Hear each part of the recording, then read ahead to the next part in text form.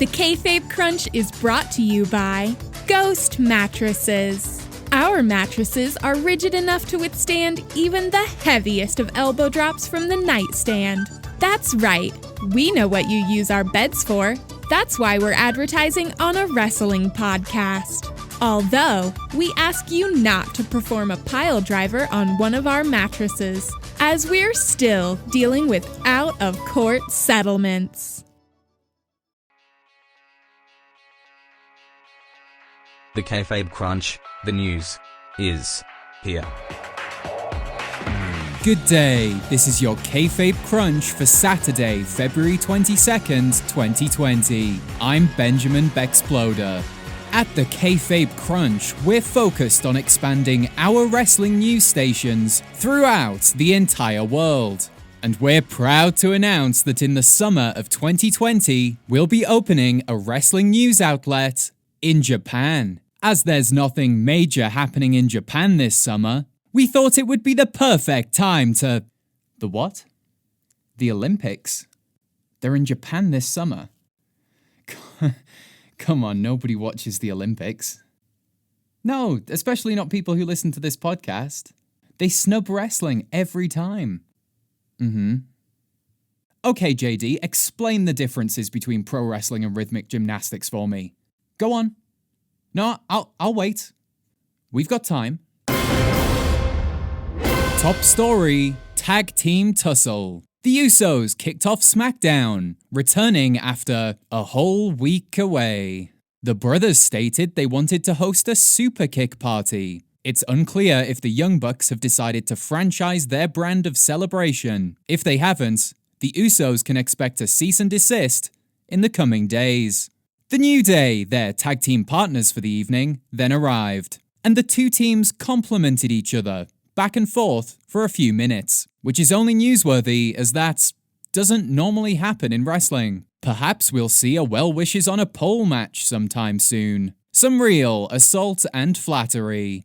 Miz and Morrison arrived on the scene to mock the common catchphrases of both fan-favourite teams. They then proceeded to invent one of their own, which is too cringy for me to repeat. I know, too much cringe for this wrestling news podcast. Anyway, after an awkward minute, they then simultaneously said the words, "be jealous," with more effort and confidence than they put into their initial idea. So, if this newsreader is being aggressively honest, that should be their catchphrase. Ziggler and Rude then joined the party, which didn't involve Superkicks Don't Sue, and an 8-man tag was birthed onto your screens. The Usos and New Day won, which Corey Graves blamed on Ziggler for having a busy weekend. Some people are speculating this was in reference to the Mandy Rose incident, but it's likely he's referring to the slew of stand-up bookings Ziggler had, due to Dolph being an incredibly hilarious comedian. And now it's time for your Fast Count, the performance center of news. Carbon dating reveals Luchasaurus to be from the late Cretaceous period, and not the Jurassic period as claimed. Velveteen Dream threatens Roderick Strong's wife, and wears gloves made from her stolen underwear. Still, he remains the fan favorite in this rivalry. Sheamus has WWE's pest problem under control. The time has come to exterminate every last rat in that locker room. Corey Graves makes reference to the Jay Giles Band, once again showcasing how modern, relevant, and punk rock he is. Daniel Bryan disapproves of Drew Gulak's PowerPoint presentation, which is surprising as digital files help reduce the use of paper. Leaked audio reveals Baron Corbin's strange relationship with his cheese drawer. When I take his face and I grate the flesh. The Bella Twins to be inducted into the Hall of Fame twice. Because there's two of them, one for each. Cody Rhodes moonsaults off the cage on Dynamite. That's Dynamite the television program, and not a big pile of dynamite. This isn't Big Japan. Lacey Evans defends the use of insult slang and calls herself a pig in order to win the hearts and minds of the WWE Universe. Good luck, Lacey. Dolph Ziggler may have been the person who sent Otis the text last week. We attempted to reach out to Ziggler for a comment, but we only received a plethora of eggplant emojis. And several dick pics. Naomi wins opportunity to face Bayley at Super Showdown. Carmella wins opportunity to not get stranded on a runway. Michael Cole states that Ringo Starr would be proud after Strowman smashed a drum over Cesaro's head.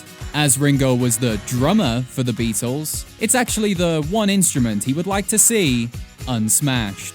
And that's your fast count. You've been counted out. That was your final warning.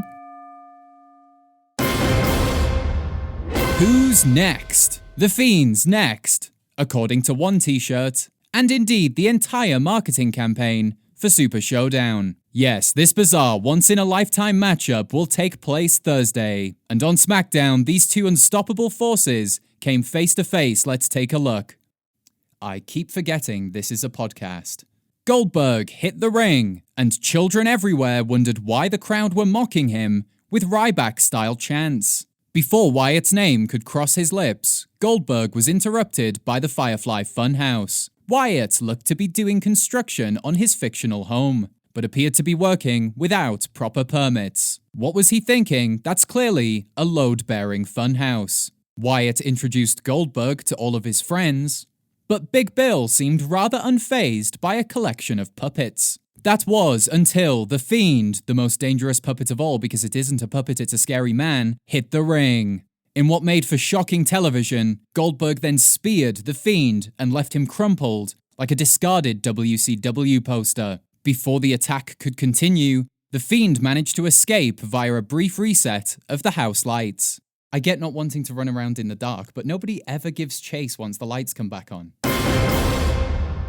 Last night saw SmackDown's first ever Symphony of Destruction match, which basically involved two teams bashing each other with various instruments. Mallory Triptych is the conductor of the Royal Orchestra of East Zagreb, and she had a few things to say about last night's match. Here she is, speaking late last night while knitting a rather garish sweater. Symphony of Destruction was more like a destruction of symphony. The instruments involved were idiotically issued as instruments of ire. We saw fracas with a flute, violence with violins, crescendo. Don't watch wrestling expecting a recital. First, Elias got the woodwind knocked right out of him. Strowman managed to string together some offense against Nakamura, who had a drum to percussion his fall. Now let's get down to the brass tacks. The match lasted 10 or so minutes, during which Strowman got himself into trouble. In a gong bong gone wrong, Nakamura went crashing. Cesaro fretted after receiving Elias's threatened frets. And holy sheet music, let's not talk about the timpani. It could have been worse. Someone could have taken a low blow to the piccolo with an oboe. My advice to wrestlers? Know your limits. Stick to the dancing, and leave the music to me.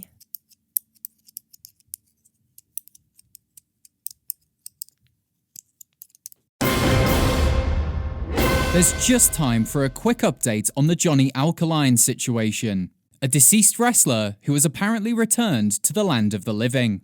Now, Johnny Alkaline has been seen coming in and out of hardware stores across the nation. Many are speculating on the purpose of his actions, but we believe he's acquiring the weapons for one last deathmatch.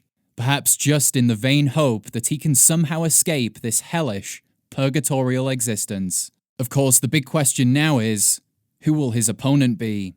Is it possible to grapple a ghost? Can the living wrestle the dead? If you're listening to this and thinking, I'll fight a ghost, I don't even care, I'll fight Johnny Alkaline if it helps him pass through to the spirit world, then please get in touch via email or one of our many hotlines. You and you alone could be the key difference in this epic battle between life and death.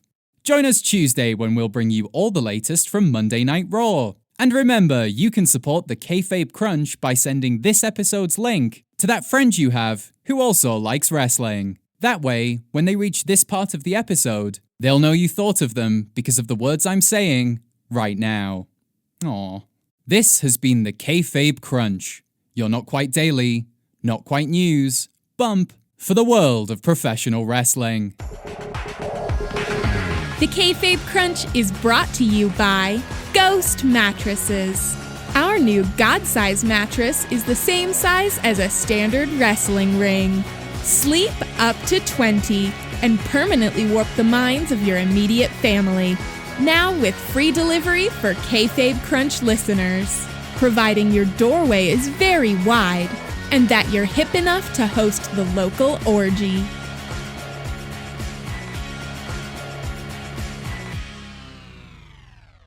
The Kayfabe Crunch